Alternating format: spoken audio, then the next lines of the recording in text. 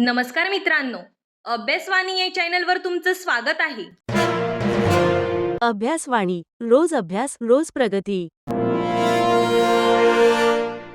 तुमच्या बाबतीत असं कधी झालंय का? एखाद्या व्यक्तीचा विचार करत असताना अचानक त्याचाच फोन आला, किंवा सकाळी उठल्यापासून वाटत होतं की आज काहीतरी वाईट होणार, आणि दिवसभर एकामागून एक छोट्या मोठ्या अडचणी येत गेल्या. किंवा उलट, एखाद्या दिवशी तुम्ही खूप सकारात्मक होतात आणि त्या दिवशी जवळजवळ प्रत्येक गोष्ट तुमच्या मनासारखी घडली. आणखी एक प्रश्न, तुमच्या आजूबाजूला असे लोक पाहिले आहेत का, जे फार हुशार नसतानाही आयुष्यात खूप पुढे जातात, आणि काही लोक खूप मेहनत करूनही तिथेच राहतात? की आपल्या डोक्यात अशी काही शक्ती आहे जी आपल्या आयुष्याला आपल्या नकळत दिशा देत असते? आजचा व्हिडिओ संपेपर्यंत तुम्हाला या प्रश्नांची उत्तरं मिळतील, कारण आज आपण बोलणार आहोत अशा पुस्तकाबद्दल ज्याने लाखो लोकांचा विचार करण्याचा दृष्टिकोन बदलला. The power of your subconscious mind. हे पुस्तक आपल्याला सांगतं, तुम्ही तुमच्या आयुष्यात जे वारंवार अनुभवता त्यामागे फक्त तुमची मेहनत नसते, तर तुमच्या मनात दिवसभर चालणारे विचारही तितकेच जबाबदार असतात. म्हणून हा व्हिडिओ शेवटपर्यंत नक्की पहा, कारण शेवटच्या भागात मी तुम्हाला अशी एक सोपी सवय सांगणार आहे जी रोज फक्त काही मिनिटे केली तर तुमचा विचार करण्याचा पॅटर्न बदलू शकतो. चला सुरुवात करूया. आपलं मन साधारणपणे 2 भागांमध्ये काम करतं. पहिला म्हणजे कॉन्शियस माइंड आणि दुसरा म्हणजे सबकॉन्शियस माइंड. कॉन्शियस माइंड म्हणजे आता हा व्हिडिओ तुम्ही पाहत आहात, माझं बोलणं ऐकत आहात, हे जे विचार करणं, निर्णय घेणं, विश्लेषण करणं आहे ते कॉन्शियस माइंड करतं. पण एक सुंदर मन आहे जे 24 तास काम करत असतं, अगदी तुम्ही झोपेत असतानाही. तुमचं हृदय धडधडतं, श्वास चालू असतो, शरीर स्वतःची दुरुस्ती करत असतं, आणि त्याचबरोबर तुमच्या सवयी, तुमचा आत्मविश्वास, तुमच्या भीती, तुमच्या प्रतिक्रिया, हे सगळं जिथे साठलेलं असतं त्याला म्हणतात सबकॉन्शियस माइंड. जोसेफ मुर्फी एक खूप सुंदर उदाहरण देतात. ते म्हणतात, तुमचं कॉन्शियस माइंड म्हणजे जहाजाचा कॅप्टन आणि सबकॉन्शियस माइंड म्हणजे त्या जहाजाचं इंजिन. कॅप्टन ज्या दिशेचा आदेश देईल, इंजिन तिकडेच जहाज घेऊन जाईल. इंजिन स्वतः विचार करत नाही, ते फक्त आदेश पाळतं. आणि हेच आपल्या आयुष्यात घडतं. जर तुम्ही सतत स्वतःला सांगत असाल, माझ्याकडून काही होणार नाही, मी नेहमी अपयशी ठरतो, माझं नशीबच खराब आहे, तर तुमचं सबकॉन्शियस माइंड त्यावर वाद घालत नाही. ते म्हणतं, ठीक आहे, हीच तुझी सत्यता. आणि मग ते तुमच्या वागण्यात, निर्णयांमध्ये आणि कृतीमध्ये हळूहळू तेच प्रतिबिंब दाखवायला लागतं. पण जर तुम्ही रोज स्वतःला सांगायला सुरुवात केली, मी शिकू शकतो, मी बदलू शकतो, माझ्यात क्षमता आहे, तर सुरुवातीला काहीही बदलल्यासारखं वाटणार नाही. पण जसं एखादं बीज जमिनीत लावल्यावर लगेच झाड उगवत नाही, तसेच हे विचार हळूहळू सबकॉन्शियस माइंडमध्ये रुजायला लागतात. आणि एक दिवस तुमचं वागणं बदलतं, तुमचे निर्णय बदलतात, तुमचा आत्मविश्वास बदलतो, आणि त्याचबरोबर तुमचं आयुष्यही बदलायला सुरुवात होते. पण इथे एक मोठा प्रश्न निर्माण होतो. जर सबकॉन्शियस माइंड इतकं शक्तिशाली असेल, तर बहुतेक लोकांचं आयुष्य त्यांच्या मनासारखं का नसतं? याचं उत्तर या पुस्तकाचा सर्वात महत्त्वाचा धडा देतो. आता एक छोटासा प्रश्न, जर मी तुम्हाला आत्ताच विचारलं की तुम्ही स्वतःबद्दल दिवसभरात सर्वात जास्त कोणाशी बोलता? उत्तर आहे स्वतःशीच. दिवसभरात आपल्या मनात हजारो विचार येतात. हे माझ्याने होणार नाही, लोक काय म्हणतील, मी इतरांइतका हुशार नाही, पुन्हा चूक झाली तर. आणि गंमत म्हणजे हे विचार आपण दुसऱ्या कोणाला सांगत नाही, पण स्वतःला मात्र दिवसातून अनेक वेळा सांगत असतो. आता विचार करा, जर एखाद्या लहान मुलाला रोज सांगितलं, तू काहीच करू शकत नाहीस, तू कमकुवत आहेस, तू हुशार नाहीस, तर काही वर्षांनी त्या मुलाला स्वतःवर विश्वास राहील का? बहुतेक वेळा नाही, कारण तो त्या गोष्टींवर विश्वास ठेवायला लागेल. जोसेफ मुर्फी म्हणतात, सबकॉन्शियस माइंडला विनोद समजत नाही, ते फक्त आपण वारंवार सांगतो ती गोष्ट स्वीकारतं. म्हणूनच जेव्हा तुम्ही मजेत सुद्धा म्हणता, माझं नशीबच खराब आहे, मी तर कायम लेट होतो, माझी मेमरीज खराब आहे, तेव्हा तुमचं सबकॉन्शियस माइंड त्याची नोंद घेत असतं. म्हणून स्वतःबद्दल बोलताना शब्दांची निवड खूप महत्त्वाची असते. पुस्तकातील एक महत्त्वाचा संदेश असा आहे, विश्वास वास्तव घडवायला मदत करतो. याचा अर्थ फक्त विश्वास ठेवा आणि काहीही होईल असा नाही, तर ज्यावर तुमचा विश्वास असतो त्याप्रमाणे तुम्ही विचार करता, त्याप्रमाणे निर्णय घेता, त्याप्रमाणे कृती करता आणि त्या कृतींमुळे परिणाम बदलतात. उदाहरणार्थ, 2 विद्यार्थी स्पर्धा परीक्षेची तयारी करत आहेत.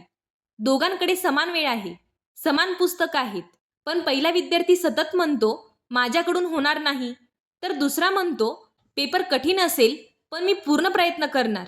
दोघांनी सारखाच अभ्यास केला तरी पेपरमध्ये कोण जास्त शांत असेल, कोण जास्त आत्मविश्वासाने उत्तर लिहील? बहुधा दुसरा, कारण त्याचा विश्वास जो आहे त्याच्या वागण्यात दिसून येतो. आता प्रश्न आहे, हा विश्वास बदलायचा कसा? जोसेफ मुर्फी एक सोपी पद्धत सांगतात, ऑटो सजेशन. म्हणजे ज्या प्रकारचा माणूस तुम्हाला बनायचा आहे त्या प्रकारचे विचार स्वतःला वारंवार सांगणे. पण इथे लोक एक मोठी चूक करतात. ते आरशासमोर उभं राहून म्हणतात, मी करोडपती आहे, मी जगातला सर्वात यशस्वी माणूस आहे, पण मनाच्या आतून आवाज येतो, खोटा आहे, आणि त्यामुळे काहीच बदलत नाही. त्याऐवजी अशी वाक्य वापरा जी तुमच्या मनाला स्वीकारणं शक्य आहे. उदाहरणार्थ, मी दररोज स्वतःला अधिक चांगलं बनवत आहे, मी नवीन गोष्टी शिकण्यास सक्षम आहे, मी आत्मविश्वास वाढवत आहे, मी माझ्या ध्येयाच्या दिशेने सातत्याने काम करत आहे. ही वाक्य वास्तववादी आहेत आणि त्यामुळे सबकॉन्शियस माइंड त्यांना विरोध करत नाही. आता आणखी एक प्रश्न, तुम्ही कधी एखाद्या महत्त्वाच्या दिवसाची कल्पना आधीच केली आहे का? जसं इंटरव्ह्यू, स्टेजवर भाषण, परीक्षा किंवा एखादा मोठा निर्णय. बहुतेक लोक आधी काय कल्पना करतात? जर मी अडखळलो तर, जर सगळे हसले तर, जर मी फेल झालो तर. म्हणजे घटना घडण्याआधीच मनात अपयशाचा चित्रपट सुरू होतो आणि मग शरीरही त्याच पद्धतीने प्रतिक्रिया द्यायला लागतं. हात थरथरतात, घाम येतो, आत्मविश्वास कमी होतो. जोसेफ मुर्फी म्हणतात, ज्या गोष्टीची कल्पना तुम्ही पुन्हा पुन्हा करता ती तुमच्या सबकॉन्शियस माइंडसाठी परिचित बनते. म्हणूनच रोज काही मिनिटं डोळे बंद करून स्वतःला यशस्वी होताना पहा, परीक्षेत शांतपणे पेपर लिहिताना पहा, इंटरव्ह्यूमध्ये आत्मविश्वासाने उत्तर देताना पहा, स्टेजवर लोक टाळ्या वाजवत आहेत असं मनात जिवंत चित्र तयार करा. फक्त चित्र नाही तर त्या क्षणाचा आनंदही अनुभवा. कारण सबकॉन्शियस माइंडवर सर्वात जास्त प्रभाव पडतो तो भावनांचा. फक्त शब्द पुरेसे नसतात, त्यामागे भावना असायला हव्यात. समजा कोणी तुम्हाला म्हणालं, तू खूप छान काम केलंस, आणि दुसऱ्यानेही तेच वाक्य म्हटलं, पण पहिल्याच्या आवाजात प्रेम होतं, दुसऱ्याच्या आवाजात उपहास. दोन्ही शब्द सारखे होते, पण परिणाम वेगळा झाला, कारण भावना वेगळी होती. याच कारणामुळे जेव्हा तुम्ही सकारात्मक विचार करता ते फक्त तोंडाने नाही तर मनापासून अनुभवा. तुमच्या ध्येयाचं चित्र मनात जिवंत करा, त्याचं समाधान अनुभवा. कारण भावना आणि कल्पनाशक्ती एकत्र आल्या की त्या सबकॉन्शियस माइंडवर खोल परिणाम करतात. पण इथे एक गोष्ट समजून घेणं खूप महत्त्वाचं आहे. सकारात्मक विचार करणं म्हणजे समस्या नाहीत असं समजणं नाही, तर समस्या असतानाही योग्य कृती करण्या इतकं मन मजबूत ठेवणं आहे. आणि इथेच बहुतेक लोक चूक करतात. ते विचार बदलतात पण जुन्या सवयी बदलत नाहीत. मग प्रश्न असा, सबकॉन्शियस माइंड आपल्या सवयी कशा तयार करतं आणि त्या सवयी बदलायच्या कशा? तर बघा मित्रांनो, आता मी तुम्हाला एक प्रश्न विचारते, तुम्ही कधी लक्ष दिलंय का? काही लोक सकाळी उठताच मोबाईल हातात घेतात आणि काही सेकंदातच सोशल मीडिया, न्यूज, मेसेजेस, तुलना आणि ताण यामध्ये हरवून जातात. आणि मग तेच लोक म्हणतात, आज पूर्ण दिवस मूड खराब होता. पण प्रश्न आहे, दिवस खराब झाला की दिवसाची सुरुवातच चुकीच्या विचारांनी झाली? जोसेफ मुर्फी यांच्या मते आपल्या सवयी म्हणजे 1-2 दिवसात तयार झालेल्या नसतात, त्या आपल्या सबकॉन्शियस माइंडमध्ये वारंवार केलेल्या कृतींमुळे तयार होतात. म्हणूनच सवय बदलण्यासाठी फक्त इच्छाशक्ती पुरेशी नसते, नवीन विचार आणि नवीन कृती यांची सातत्याने पुनरावृत्ती करावी लागते. आता आपण पाहूया सवय कशी तयार होते. कल्पना करा, एका शेतकऱ्याने जमिनीत आंब्याचं बी लावलं, दररोज त्याला पाणी दिलं, सूर्यप्रकाश मिळाला, काळ गेला आणि त्याचं झाड तयार झालं. आता अचानक त्याला सफरचंद मिळतील का? नाही, कारण जे बी पेरलं तेच वाढलं. हेच आपल्या मनातही घडतं. रोज चिंता पेरली तर चिंता वाढते, रोज आत्मविश्वास पेरला तर आत्मविश्वास वाढतो, रोज आळस निवडला तर आळस सवय बनतो, रोज शिस्त निवडली तर शिस्त स्वभाव बनते. म्हणून स्वतःला हा प्रश्न नक्की विचारा, मी रोज माझ्या मनात कोणती बी पेरतोय? पुस्तकातील आणखी एक महत्त्वाचा संदेश. फिअर म्हणजे नकारात्मक कल्पनाशक्ती. विचार करा, बहुतेक वेळा आपण ज्याची भीती करतो ती गोष्ट खरंच घडते का? अनेक वेळा नाही, पण ती घडण्याआधीच आपण मनाने 100 वेळा ती जगून घेतलेली असते. उदाहरणार्थ, एखादा विद्यार्थी म्हणतो, मी नक्की फेल होणार. पेपर अजून झालेलाच नसतो, पण मन आधीच निकाल जाहीर करून बसतं. मग काय होतं? अभ्यासावर लक्ष राहत नाही, ताण वाढतो, आत्मविश्वास कमी होतो आणि शेवटी चुकीची उत्तर दिली जातात. म्हणजे भीतीने परिणामावर परिणाम केला. याचा अर्थ असा नाही की फक्त सकारात्मक विचार करा आणि अभ्यासच करू नका, असं पुस्तक कुठेही सांगत नाही. पुस्तक सांगतं, योग्य विचार अधिक योग्य कृती बरोबर चांगले परिणाम मिळण्याची शक्यता वाढते. फक्त विचार नाही, फक्त मेहनतही नाही, दोन्ही एकत्र. आता आपण पाहूया, झोपण्यापूर्वीची काही मिनिटं का महत्त्वाची आहेत.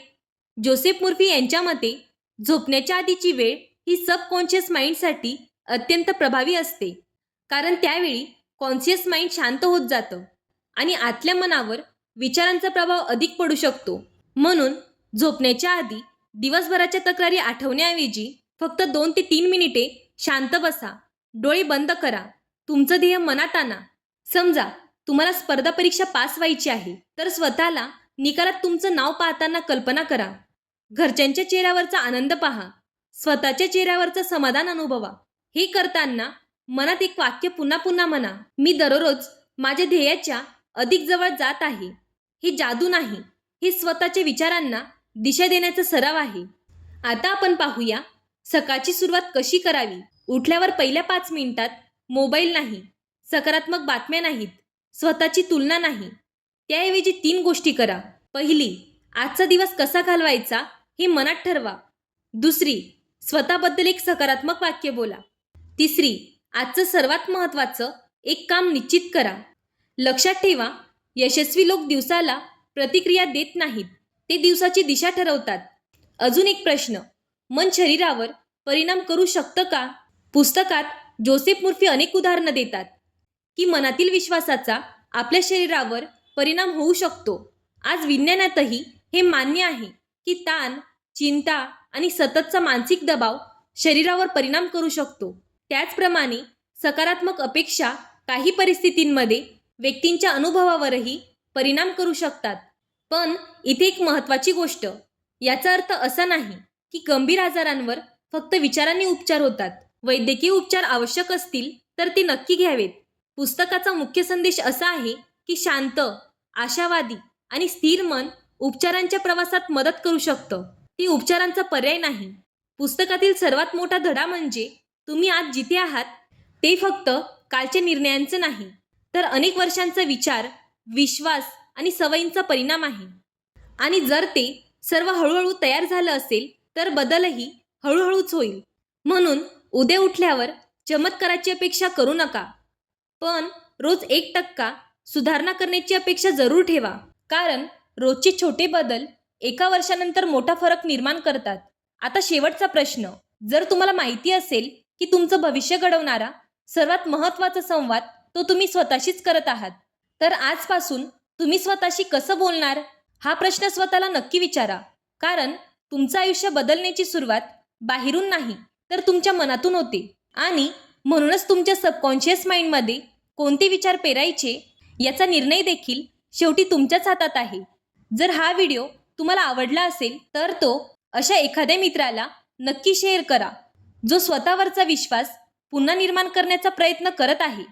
आणि कमेंटमध्ये एक वाक्य नक्की लिहा, आजपासून मी माझ्या विचारांची जबाबदारी स्वीकारतो. कदाचित हीच एक ओळ तुमच्या बदलाची पहिली पायरी ठरेल. पुन्हा भेटूया अशाच एका पुस्तकाच्या जीवन बदलणाऱ्या शिकवणीसोबत. धन्यवाद. अभ्यासवाणी, रोज अभ्यास रोज प्रगती.